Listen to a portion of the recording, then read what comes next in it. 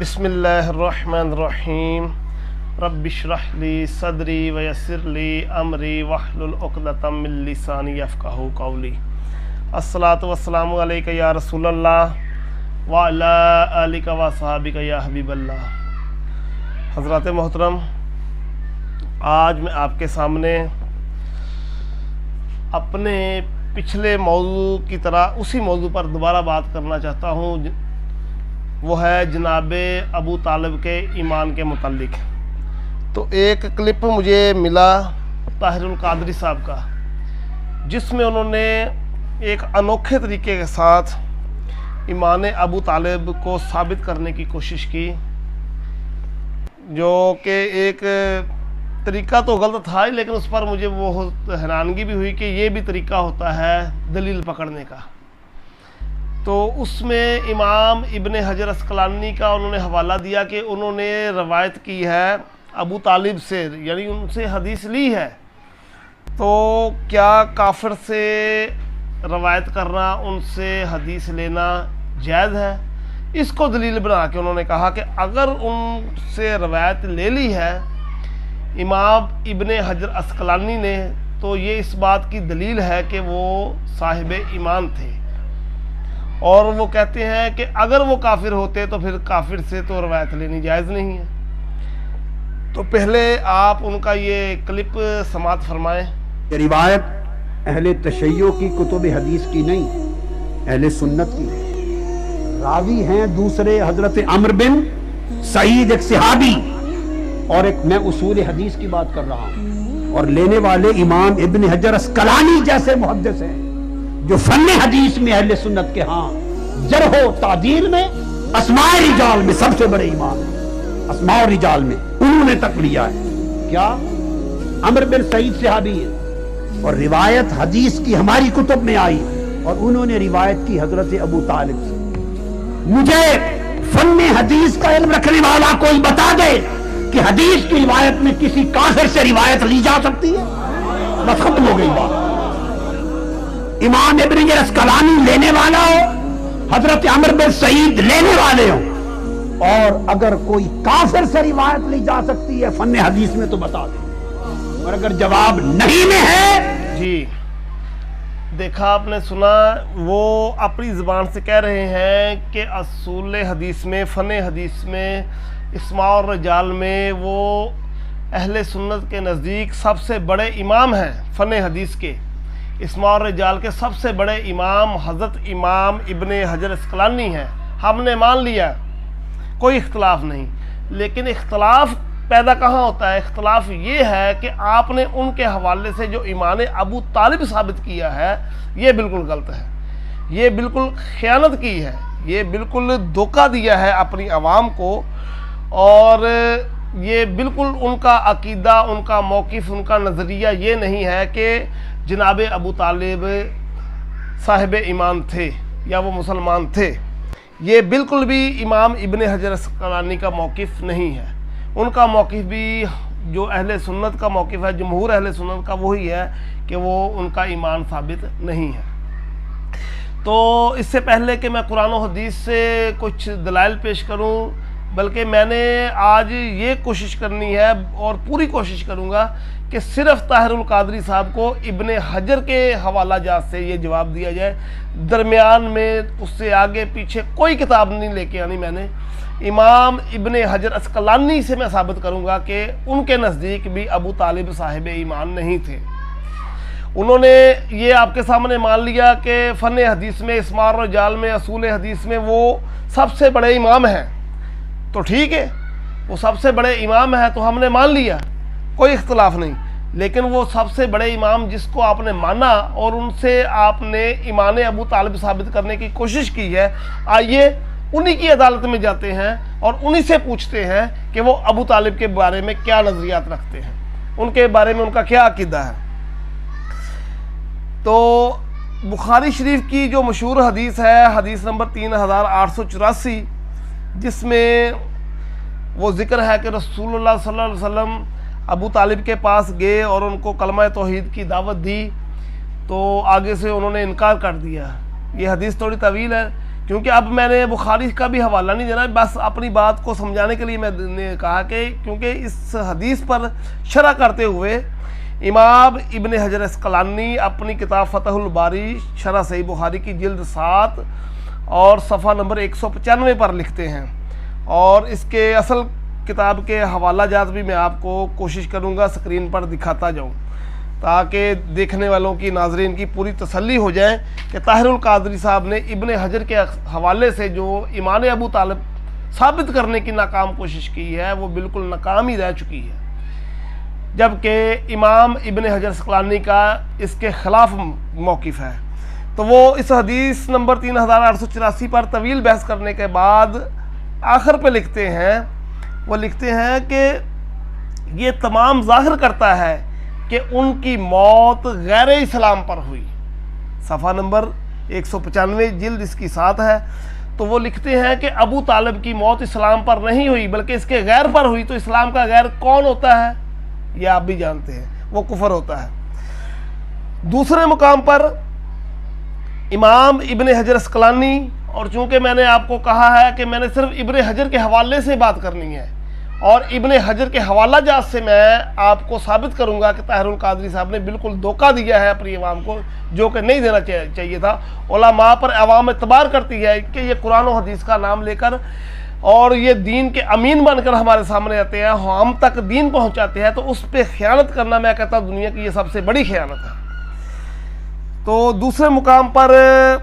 یہی کتاب فتح الباری اس کی جلد نمبر 13 اور صفحہ نمبر 450 پر امام ابن حجر اسقلانی جو آیت ہے قرآن پاک کی اِنَّکَ لَا تَهْدِی مَنْ أَحْبَبْتَ، کہ محبوب آپ جس کو چاہیں، جس کو پسند کریں اس کو ہدایت نہیں دے سکتے، لیکن اللہ جسے چاہے ہدایت دے سکتا ہے، وہ جسے چاہتا ہے ہدایت دے دیتا ہے۔ اس کے آیت کے بارے میں وہ سعید ابن مسیب سے روایت کرتے ہیں کہ یہ آیت جناب ابو طالب کے بارے میں نازل ہوئی۔ یہ امام ابن حجر اسقلانی صفحہ 450 جلد 13 پر فرماتے ہیں کہ یہ جو آیت ہے کہ انہوں نے رسول اللہ صلی اللہ علیہ وسلم نے ابو طالب کو کلمہ توحید پر پیش کیا، ان کو مسلمان کرنے کی کوشش کی اور بہت کوشش کی، اور ان کی بہت دلی خواہش تھی کہ وہ ایمان لے آئیں،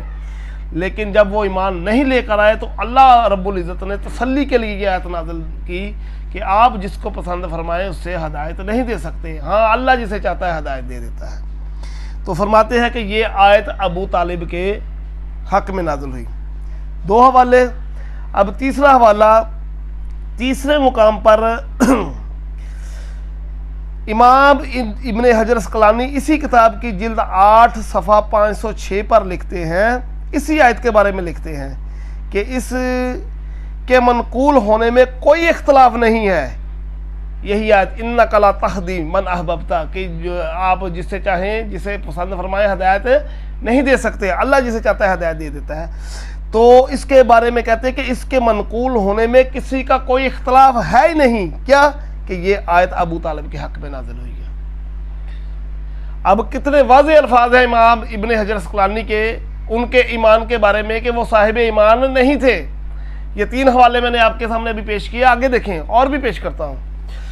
تو ان کا صاف اور سیدھا موقف ہے کہ ابو طالب صاحب ایمان نہیں تھے۔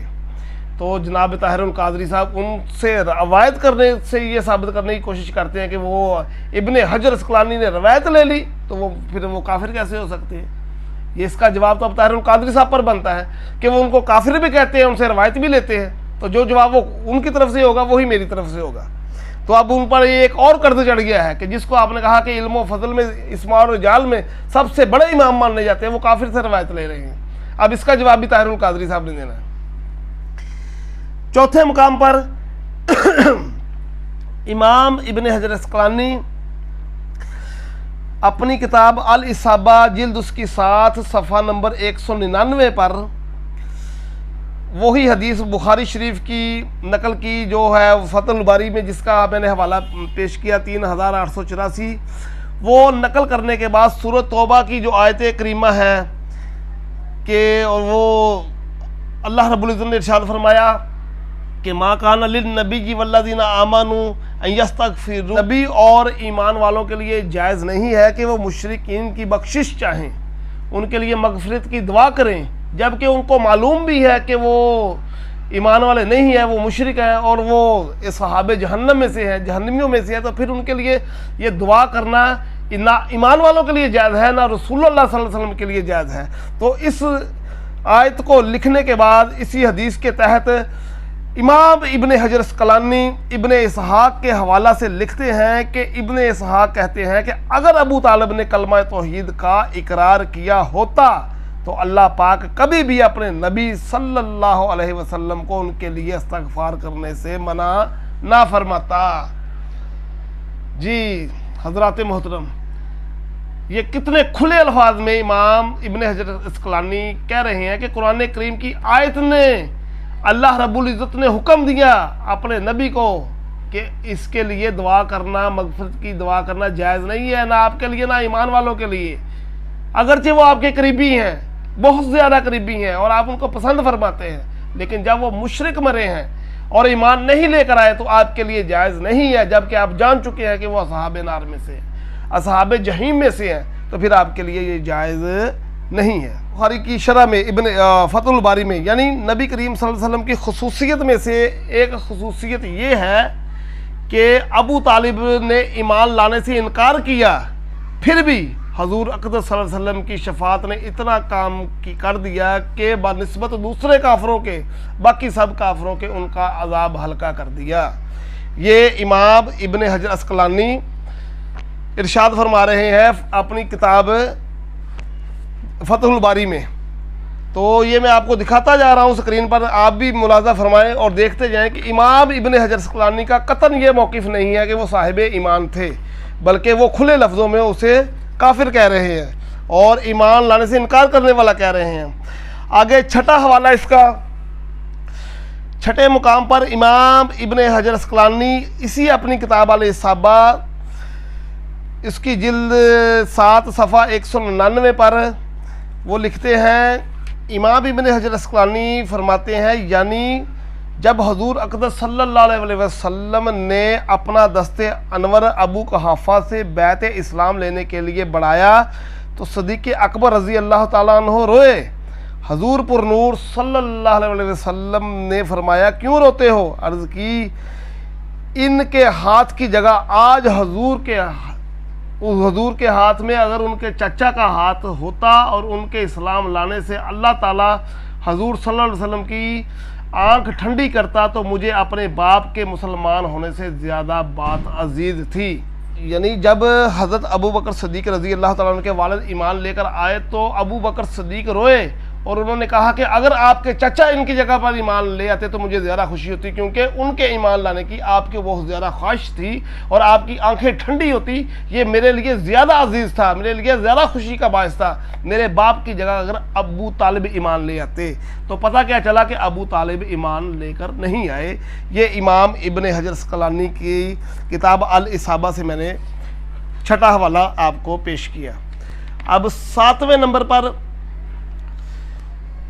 امام ابن حجر اسقلانی اپنی کتاب الاصابہ میں ابو طالب اور حضرت صدیق اکبر کا واقعہ بیان کرتے ہوئے لکھتے ہیں یعنی ابو طالب نے حضور اقدس صلی اللہ علیہ وسلم سے عرضی بھیجی کہ مجھے اپنی جنت کے انگور کھلائیے۔ اس پر صدیق اکبر رضی اللہ تعالیٰ عنہ نے فرمایا بے شک اللہ تعالیٰ نے انہیں کافروں پر حرام فرما دیا ہے۔ یعنی ابو طالب نے خواہش کی کہ مجھے اپنی جنت کے انگور کھلائے جائیں تو ابو بکر صدیق نے ارشاد فرمایا کہ یہ کافروں پر حرام ہے، جنت کا کوئی پھل کافروں کے لیے جائز حلال نہیں ہے۔ تو یہ 7واں حوالہ میں نے آپ کے سامنے پیش کیا اور میں نے آپ کو کہا کہ ابن حجر کے حوالے سے ہی طاہر القادری کو میں آج جواب دوں گا کہ آپ نے یہ جو ناکام کوشش کی ہے یہ ناکام ہی رہ چکی ہے۔ تو عوام کے ساتھ اس طرح کی زیادتی اور ظلم بھی نہیں کرنا چاہیے کہ ایک بندے کا موقف ہی آپ کو اس کو بدل کے اس کے سامنے پیش کر دیں۔ جب وہ ایک بندے کو کافر مانتے ہیں آپ یہ ثابت کریں کہ وہ اس کو مسلمان مانتے ہیں، تو یہ بھی میں سمجھتا ہوں بہت بڑا ظلم ہے۔ اس کے عقیدے میں آپ اپنے عقیدے کے مطابق امام ابن حجر کا عقیدہ آپ جو نا اپنے موقف کے مطابق ان کا موقف ثابت کرنے کی کوشش کرتے ہیں۔ 8واں حوالہ، 8ویں مقام پر امام ابن حجر اسقلانی اپنی کتاب الاصابہ میں حدیث لائے ہیں جس میں زمانہ فطرت پر جو لوگ فوت ہوئے ہیں ان کا تذکرہ ہے۔ زمانہ فطرت پر فوت ہونے والے کے بارے میں وہ لکھتے ہیں، یعنی بہت سی اسانید سے حدیث آئی ہے جو زمانہ فطرت میں اسلام آنے سے پہلے مر گیا یا مجنون پیدا ہوا اور جنون ہی میں گزر گیا، اور اسی قسم کے لوگ جنہیں دعوت انبیاء علیہ السلام نہ پہنچی تو ان میں ہر ایک روز قیامت ایک عذر پیش کرے گا اور کہے گا میں عقل رکھتا یا مجھے دعوت پہنچتی تو میں ایمان لاتا۔ ان کے امتحان کو ایک آگ بلند کی جائے گی اور ارشاد ہوگا کہ اس میں جاؤ، اور جو حکم مانے گا اور اس میں داخل ہو جائے گا وہ اس پر ٹھنڈی اور سلامتی والی ہو جائے گی، اور جو نہ مانے گا جبراً آگ میں ڈالا جائے گا۔ اور ہمیں امید ہے کہ عبد المطلب اور ان کے گھر والے قبل از ظہور اسلام انتقال کر گئے تھے، وہ سب انہی لوگوں میں سے ہوں گے، اور جو اپنی خوشی سے اس امتحانی آگ میں جا کر ناجی ہو جائیں گے، مگر ابو طالب کے حق میں وہ وعدہ ہو لیا ہے جو اسے دفع کرتا ہے۔ سورہ توبہ کی آیت شریف جو میں نے پہلے آپ کو پڑھ کے سنائی، اسی سورہ توبہ آیت نمبر 113 کے ایمان والوں اور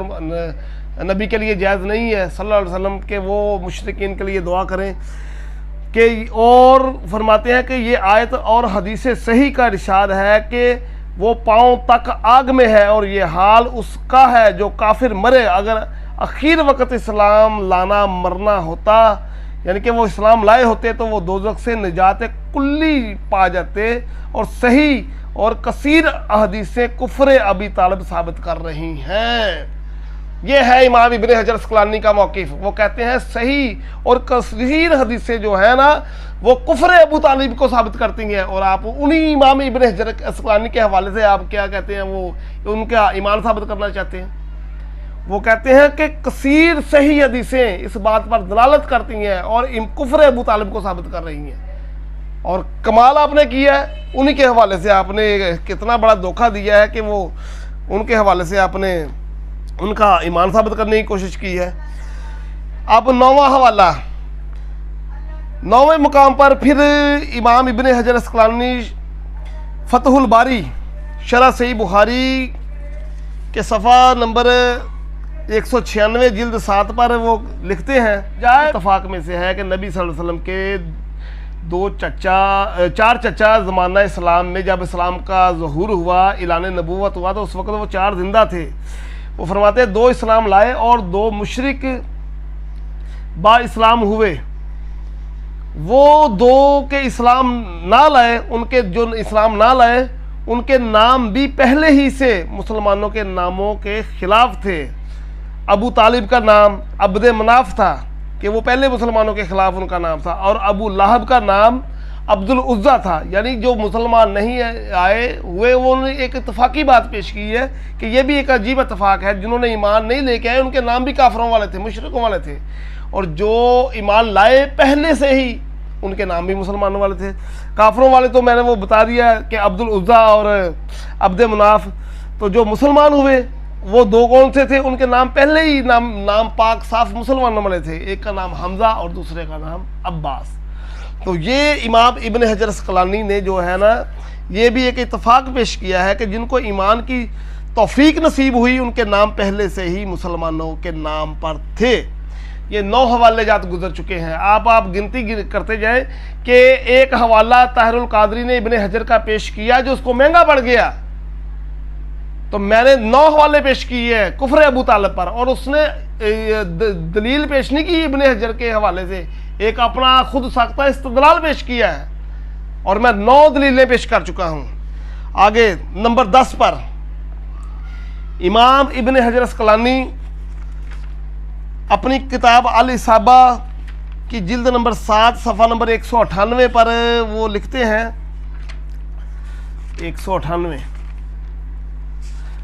198 پر لکھتے ہیں کہ رافضیوں کا جو ہے نا وہ ایک گروہ، وہ کہتے ہیں کہ رافضیوں کا ایک گروہ کہتا ہے کہ ابو طالب مسلمان مرے، اور آگے لکھتے ہیں کہ امام ابن عساکر جو ہے وہ اپنی تاریخ کے شروع میں تذکرہ ابو طالب میں فرماتے ہیں کہ بعض اسلام میں ابو طالب کے قائل ہوئے اور یہ صحیح نہیں ہے۔ یعنی وہ کہتے ہیں کہ رافضیوں کا ایک گروہ کہتا ہے کہ ابو طالب جو ہے نا وہ مسلمان مرے،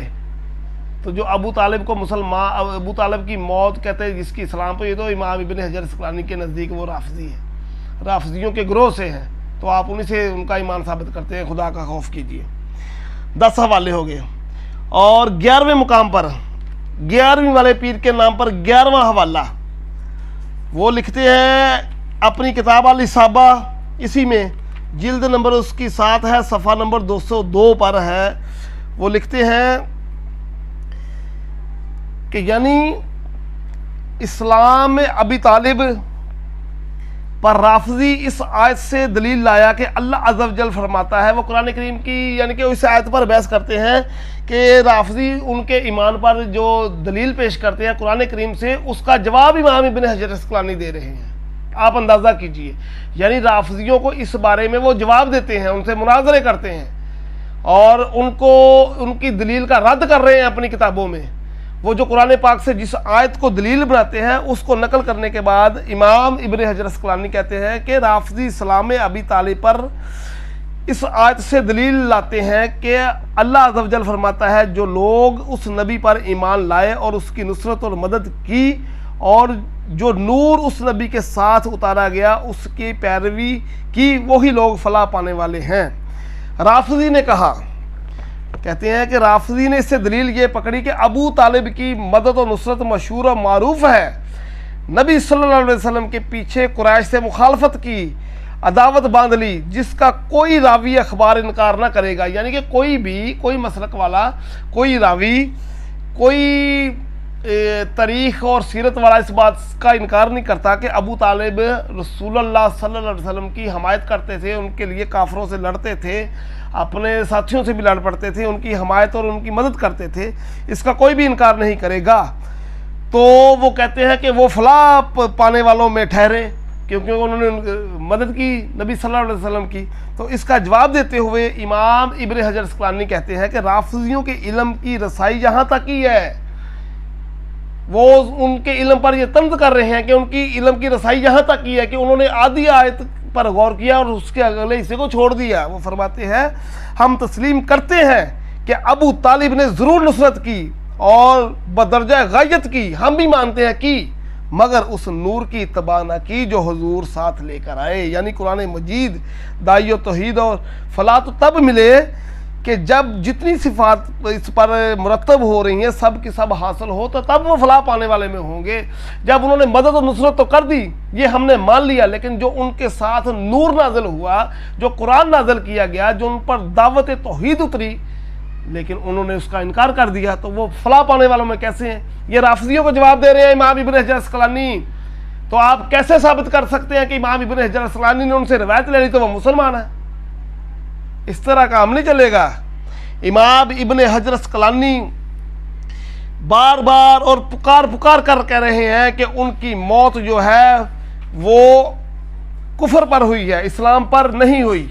اور اب آخر میں ایک میں حوالہ پیش کرنا چاہتا ہوں امام ابن حجر اسقلانی کا ہی۔ اب 12واں حوالہ، یعنی کہ 1 درجن حوالے ہو گئے ہیں۔ 12واں حوالہ، پہلے 11ویں والے پیر کے نام، اب 12ویں والے آقا کے نام پر 12واں حوالہ۔ وہ اپنی کتاب الاصابہ کی جلد 7 صفحہ 198 پر لکھتے ہیں، یعنی وہ رافضیوں کا کوئی رسالہ، کوئی کتاب امام ابن حجر اسقلانی کی نظر سے گزری، وہ انہوں نے پڑھی، تو اس کا وہ ذکر اپنی کتاب الاصابہ میں کرتے ہوئے لکھتے ہیں، یعنی میں نے ایک رسالہ رافضی کا دیکھا جس میں اس نے بعض روایات سے اسلام ابی طالب ثابت کرنا چاہا، اور اذا جملہ یہ روایات ابن اسحاق سے ہے، یعنی ابن اسحاق سے اس رافضی نے جو روایتیں اپنی رسالے میں نقل کی، تو وہ انہوں نے ان کا ذکر کیا کہ ابن اسحاق سے ہیں۔ وہ کہتے ہیں ان سب کی جتنی بھی روایتیں اس نے ذکر کی ہیں، ان سب کی سندیں واہی ہیں، یعنی ضعیف ہیں۔ تو امام ابن حجر اسقلانی رحمتullah علیہ ہے، جن کے آپ نے بھی مان لیا اور ہم نے تو پہلے ہی مانا ہوا ہے کہ وہ علم و فضل میں، اسماء و رجال میں اور فن حدیث میں سب سے بڑے امام ماننے جاتے ہیں،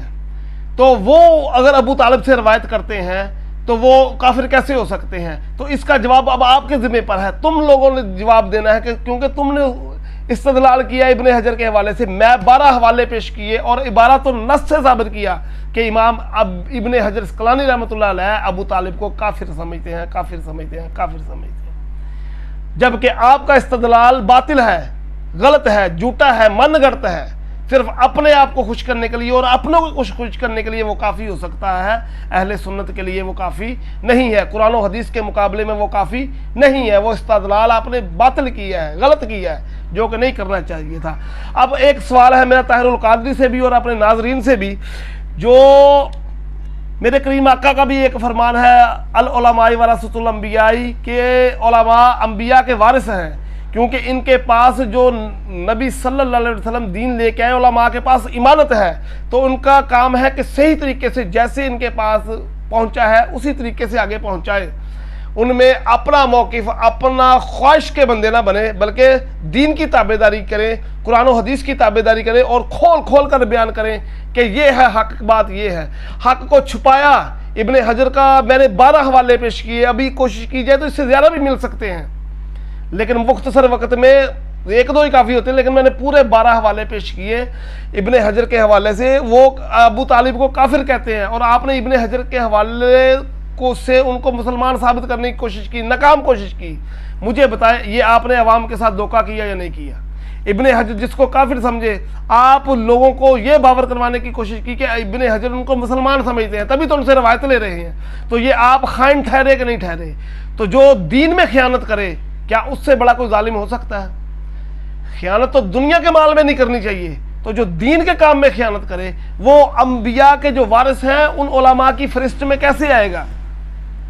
اب یہ سوال ہے میرا اپنے ناظرین سے بھی، آپ مجھے کمنٹس میں بتائیں کہ کیا ایسے علماء جو دین کو غلط رنگ دے کے پیش کریں اور اپنا خود ساختہ عقیدہ لوگوں کے سامنے بیان کریں، کیا وہ اس فہرست میں آتے ہیں جس کے بارے میں کہا کہ علماء انبیاء کے وارث ہیں؟ تو آپ کے جو پاس دین ایمانت ہے اللہ کی اور اس کے رسول کی، اس میں خیانت جو کرے وہ کیسے اس عہدے کا، اس رتبے کا، اس شان کا حقدار ہو سکتا ہے کہ اسے نبیوں کا وارث کہا جائے؟ آپ نے ایک حوالہ پیش کیا اور وہ بھی خود ساختہ، اپنی طرف سے حوالہ نہیں بلکہ استدلال پیش کیا۔